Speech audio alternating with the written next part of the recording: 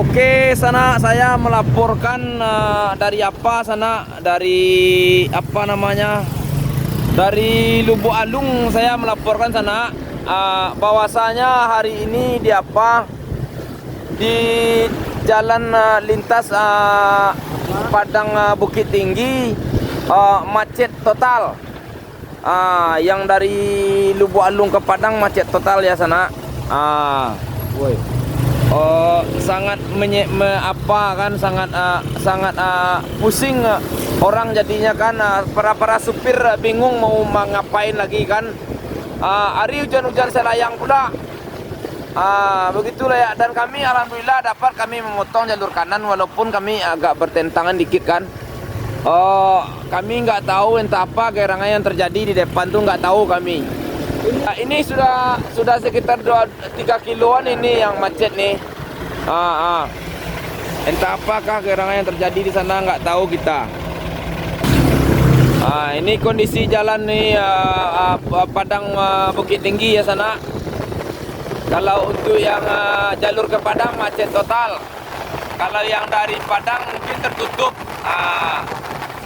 Karena kami masih bisa berjalan dikit-dikit kan.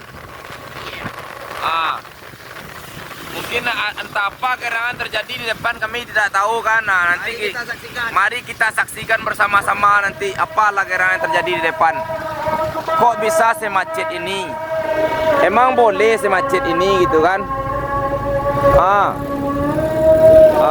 Mobil-mobil semua disusun rapi di sini ya. Entah apa hal yang terjadi sekarang ini.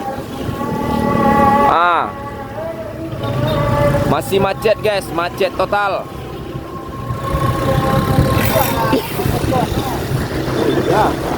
Entah apalah gerangan terjadi, kita nggak tahu ya guys.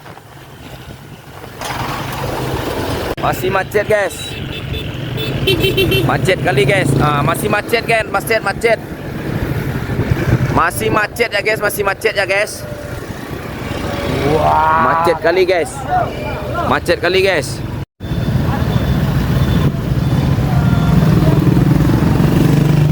Kalau nanti jadi gini gua. Malatui lo gas ko mbek keraju deh.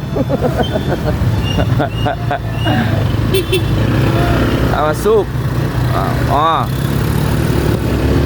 Oi lah sampai di mana kolah kini kolah. Alah permasalahannya kini kolah. Apa? Hati-hati.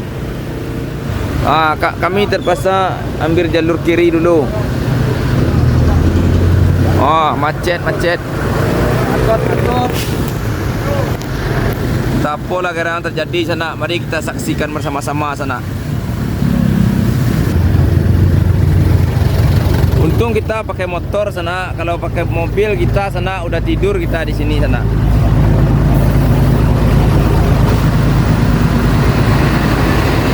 Kok bisa semacet ini kan?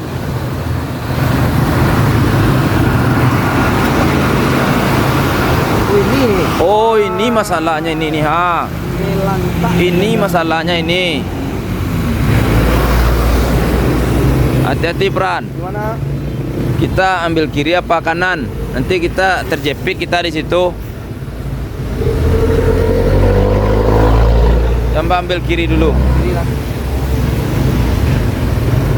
Kayaknya ini masalahnya nih guys. Apa masalahnya nih guys? Apa ini masalahnya nih guys? Kok bisa melintang tuh guys? Kok lah masalahnya wah. Kok hanya lintang di tengah jalan tuh kok lah masalah tak tahu guys.